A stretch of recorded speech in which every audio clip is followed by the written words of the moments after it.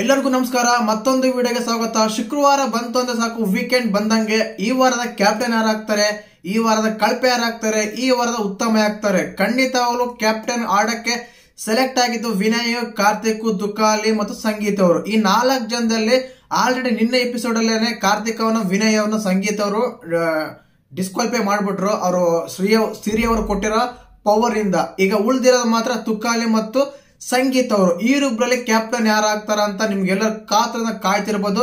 ನಾನು already ನೈಟನ್ನೇ post ಮಾಡಿದ್ದೆ ಈ ವಾರದ ಕ್ಯಾಪ್ಟನ್ ಯಾರು ಅಂತ.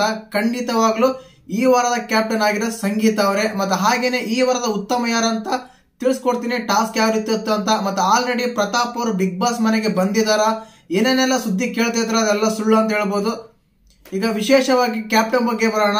ಅವತ್ತು ತುಕಾಲಿ ಮತ್ತು ಸಂಗೀತ್ ಅವರು ಇಬ್ರು ಕ್ಯಾಪ್ಟನ್ ಟಾಸ್ಕ್ ಆಡ್ತಾರೆ. ಈ ಟಾಸ್ಕ್ ಅಲ್ಲಿ ಮಾತ್ರ ಜಯ ಗಳಿಸಿದ್ದು ಮಾತ್ರ ಸಂಗೀತ್ ಅವರೇ. ಈ 14ನೇ ವಾರದ ಕ್ಯಾಪ್ಟನ್ ಸಂಗೀತ್ ಅವರ ಅಂತ ಕನ್ಫರ್ಮ್, 100% ಪಕ್ಕ ಮಾಹಿತಿ. ಇನ್ನ ಈ ವಿಷಯ ಬಿಟ್ಬಿಟ್ಟು ನಾವೆಲ್ಲ ಉತ್ತಮ ಅಂತ ಬಂದಾಗ ಮಾತ್ರ ನಿಮ್ಗೆಲ್ಲರೂ ಗೊತ್ತೇ ಇರುತ್ತೆ. ಈ ವಾರ ಚೆನ್ನಾಗಿ ಟಾಸ್ಕ್ ಯಾರಾದ್ರೂ ಹಾಡಿದ್ರು, ಪರ್ಫಾರ್ಮೆನ್ಸ್ ಚೆನ್ನಾಗಿತ್ತು, ಅವ್ರಿಗೇನೆ ಉತ್ತಮ ಕೊಟ್ಟಿರ್ತಾರೆ. ಖಂಡಿತವಾಗ್ಲು ಕಾರ್ತಿಕ್ ಅವರೇ ಈ ವಾರದ ಉತ್ತಮ. ಏನಕ್ಕಂದ್ರೆ 10 ಲಕ್ಷ ಟಾಸ್ಕ್ ಅಲ್ಲಿ ಅವ್ರೊಬ್ಬರೇ 5 ಲಕ್ಷ ಗಳಿಸಿದ್ರು. ಮನೆ ಎಲ್ಲ ಟಾಸ್ಕ್ ಅಲ್ಲೂ ಭಾಗವಹಿಸಿದ್ರು, ತುಂಬಾ ಚೆನ್ನಾಗಿ ಕೂಡ ಆಡಿದ್ದಾರೆ. ಅದಕ್ಕೋಸ್ಕರ ಕಾರ್ತಿಕ್ಗೆ ಈ ವಾರದ ಉತ್ತಮ ಸಿಕ್ಕಿದೆ.